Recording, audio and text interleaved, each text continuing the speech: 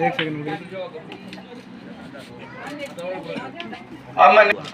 Second.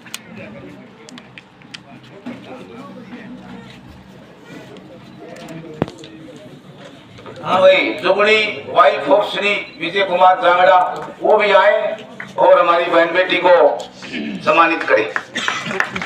जुगड़ी wife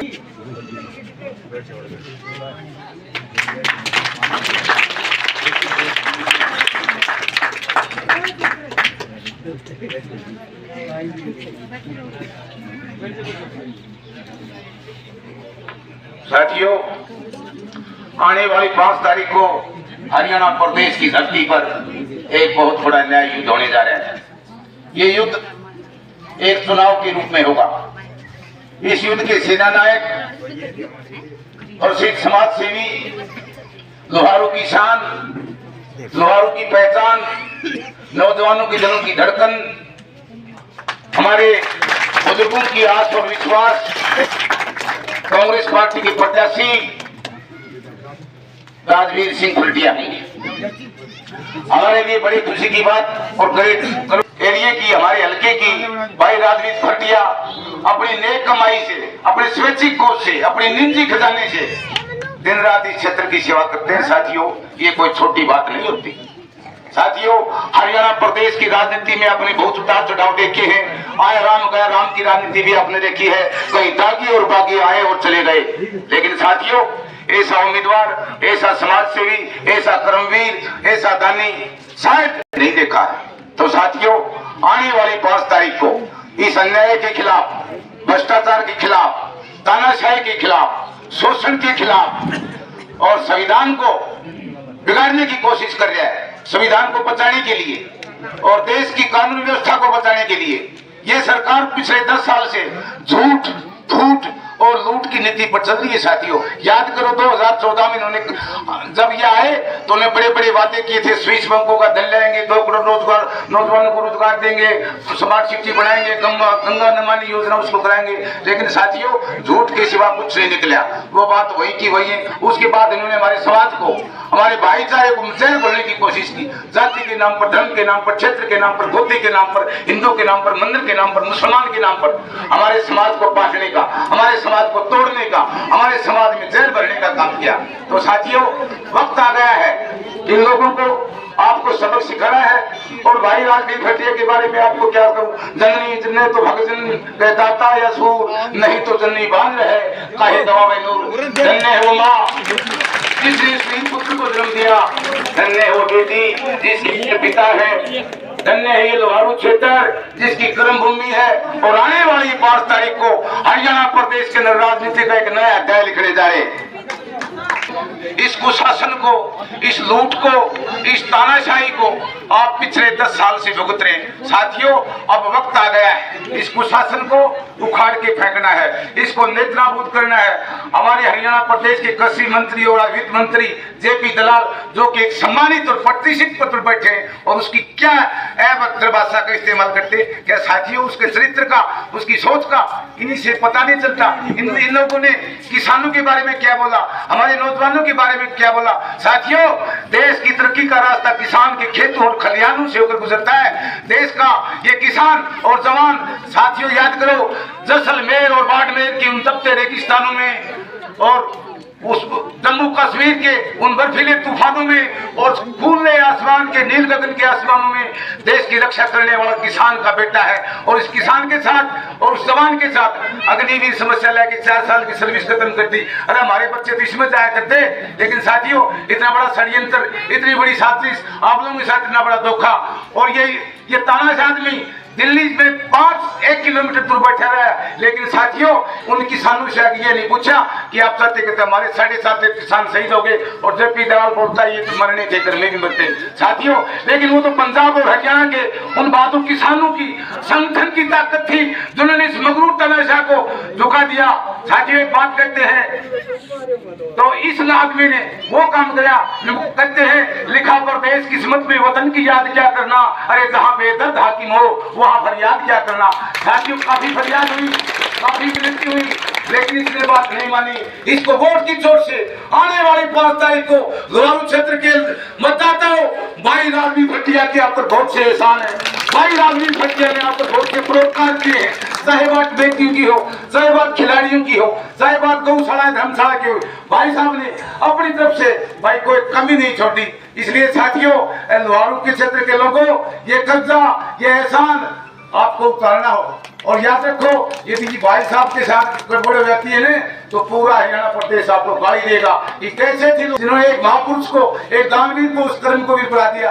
तो साथियों, अपनी बात को ज्यादा लंबी न करते हुए मैं एक बार हमारी बेटी, हमारी बहन और हमारी पोती रितु भटिया को मैं अपनी तरफ से ये आश्वासन और ये देना चाहता हूँ कि हमारा समाज सती जाति का भाईचारा गाँव हरियावास की ये भूमि, हम यहाँ के नौजवान साथी, यहाँ के किसान, यहाँ के जवान आपके साथ है। हम आपको विश्वास, यकीन और भरोसा दिलाना चाहता हूँ कि ये समाज आपके साथ गद्दारी या धोखा नहीं करेगा। और भाइयों को गलती हो तो माफ करना, ज्यादा समय नहीं लेंगे। परिचय मेरा करवाई दिया। उप प्रधान आपके यहाँ ब्लॉक समिति का जो वाइस चेयरमैन होता है वो मेरी पोस्ट है। युवा कांग्रेस में मुझे कलानौर विधानसभा में ड्यूटी दे रखी है, लेकिन ज्यादातर क्या है कि हमारी रिश्तेदारियां लोहारू और बाडड़ा में है, वहां भी जाना होता है। लेकिन 5-7 दिन से हम लगातार यहाँ गांव-गांव अपनी रिश्तेदारी में अपने साथियों के साथ। राजस्थान और पंजाब के सामने सबसे बड़ी समस्या थी कि किसानों को दिल्ली ने घुसने दिया। तो राजस्थान का जो रास्ता दिल्ली जाता है उसमें एक खेत आपका लगता है। अगर यहाँ आप कांग्रेस की सरकार बनाते हो तो राकेश टिकैत कहता है ना, गोला लाठी, वो हमने बना के तैयार रखी, आप तो रास्ता दे दो, हम लगा देंगे वहां चल के।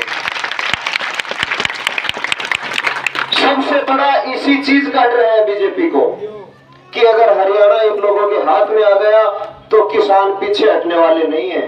अभी तो आधी लड़ाई जीती है अपन ने, 3 कानून वापस लिए, एमएसपी का मुद्दा तो अभी पूरा बाकी है। कि कांग्रेस सरकार ने 7 योजनाएं अपनी घोषणा की है।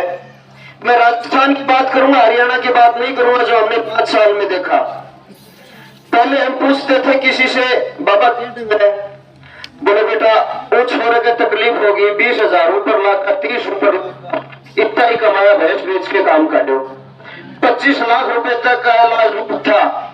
और आज जब बीजेपी की सरकार आई है तो कहती है इसमें सिर्फ ऑपरेशन हो सकता है, टाके लगाने के पैसे देने पड़ेंगे आपको। कांग्रेस की सरकार ने कैंसर तक का इलाज मुफ्त किया था, प्रत्येक व्यक्ति की छोटी से छोटी और बड़ी से बड़ी जांच मुफ्त की थी। ये कह रहे हैं हम ये कर देंगे, अरे 10 साल आपके पास ही था, आप करते तो आपको घोषणा करने की जरूरत क्या होती है। पर बाबा तो घोषणा हमारे बाबा को मारे।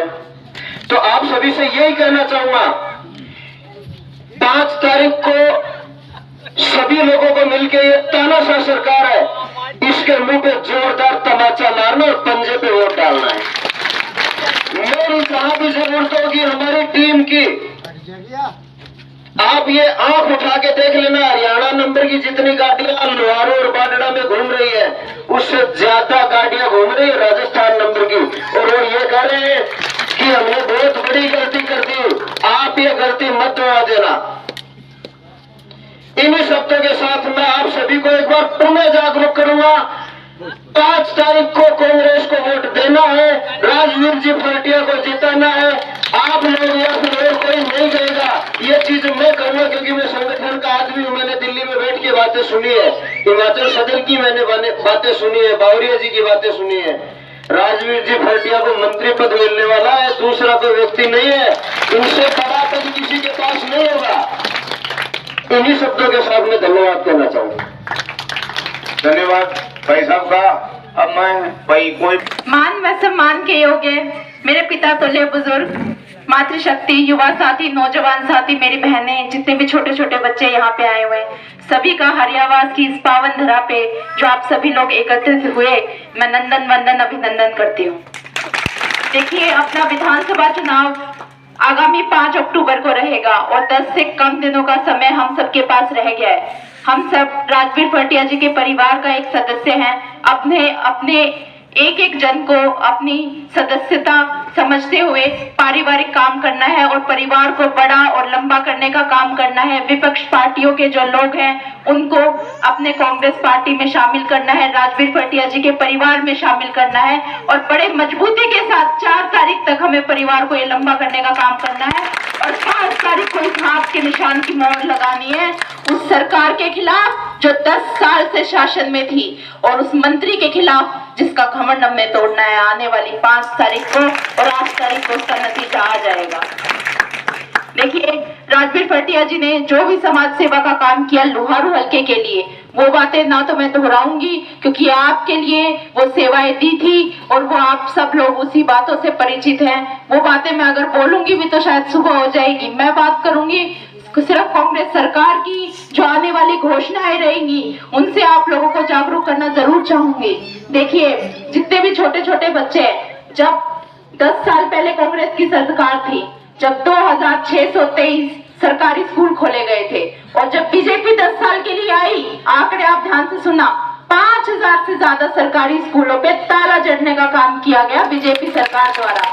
ये जो छोटे छोटे बच्चे हैं ये हमारा भविष्य है। कहते ना, एक मकान बनाते हैं जब नींव रखी जाती है, वो जब नींव ही उन्होंने कमजोर कर दी तो मकान तो क्या बनेगा। युवा साथियों का रोजगार तो जब दिलाएंगे ना, जब बच्चों की शिक्षा वो दिलाएंगे। तो देखिए, जिसने स्कूली शिक्षा पे ताला जड़ने का काम किया, पहले तो ताला जड़ दिया, उसके बाद 50% से 50% से ज्यादा स्कूलों में अध्यापक नहीं है। आज छोटे छोटे जो बच्चे हैं सरकारी स्कूलों के, उन्होंने धरना दिया था।